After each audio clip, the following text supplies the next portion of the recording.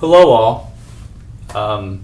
This is how you know you have a really nerd of a master teacher for Intro to Engineering, when here I am after being up at 2 o'clock in the morning, teaching from 8 to 5 all day,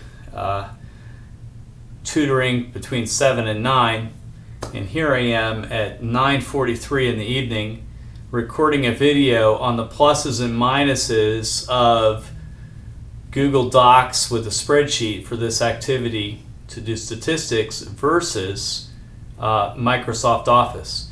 I absolutely do recognize that Microsoft Office is the industry standard, but when I'm working with freshmen, when I saw the power of the histogram, that's where the real differences come in, is the power of being able to calculate a histogram and generate that graph.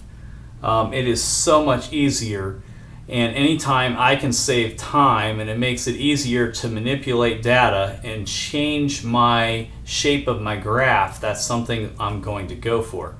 So it's the histogram changes that are different here. So I'm hoping I can keep this video as brief as possible but go over some of those comparisons. At the same time, you may wonder what video program I'm using. This is a program called Flashback Pro Recorder by Blueberry, and that's what I use for a lot of my videos. So this is what this activity would look like. It doesn't matter whether it's taking the height of your students in the classroom or whether you're taking statistics from the Fling machine. Activity 3.7 is taking some data and doing statistics on a spreadsheet. And I typically do 2 to 3 spreadsheet activities with my IED students to build some mastery towards this topic. They're not going to totally master it, but I try to go through at least 2 to 3 activities with them.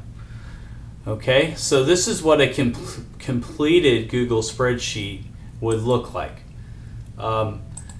If we change screens here, now we can look at a little bit of the comparison, and we can see over here that there is a little bit of a difference in sorting the data to putting it in ascending to descending order.